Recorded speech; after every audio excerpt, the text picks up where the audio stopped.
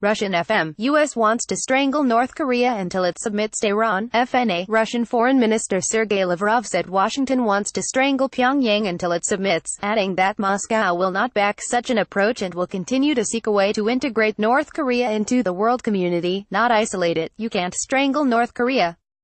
You can't impose a total blockade, he stressed in an interview with RT. Russian Foreign Minister said nobody in their right mind would want to start a war on the Korean peninsula, adding that Washington wants to strangle North Korea into submission. I don't think that anyone who is in his right mind would like to start a war on the Korean peninsula. Not only Russian, but also American experts and American officials voiced the assessments of the consequences of a potential Korean conflict, including the enormous loss of human life, Lavrov said. Moscow hopes that there are people in the U.S. who understand the need to defuse the tension over North Korea and turn to a political and diplomatic solution, the foreign minister added. In September, Moscow received a signal from Washington that the U.S. wanted dialogue and that military drills on the Korean peninsula would be postponed until spring 2018, Lavrov underlined, saying however, Washington later announced new military drills in autumn and North Korea responded to them with a new missile. China and Russia proposed to have a double freeze plan on North Korea. North Korea won't launch anything and test anything and the U.S. won't hold drills. But the U.S. responded that it's legitimate to have military exercises, Lavrov added. The first step forward should be taken by the side which is stronger and smarter, the Russian diplomat noted. Together with China, we believe that all these mutually provocative actions need to be frozen.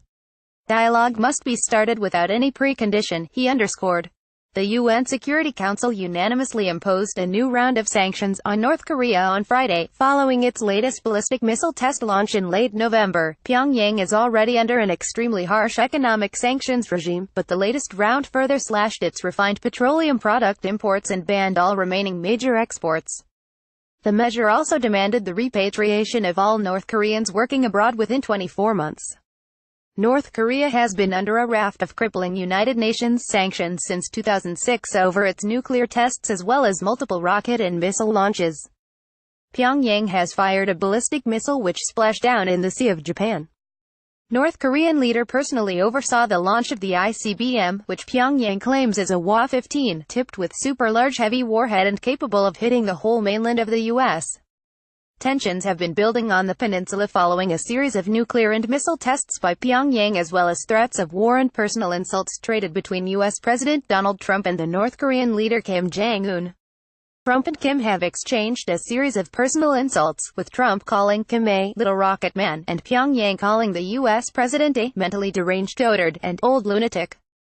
In 2017, North Korea carried out 20 ballistic missile launches, while the United States and its allies, for their part, are constantly conducting far-reaching sea drills in the region.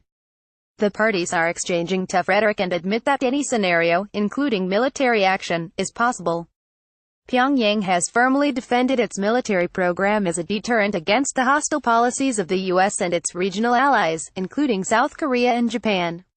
U.S. President has vowed to impose additional major sanctions against North Korea, while Washington has thousands of troops in the region, partially in South Korea and Japan, and routinely threatens the North with military action to stop its weapons program.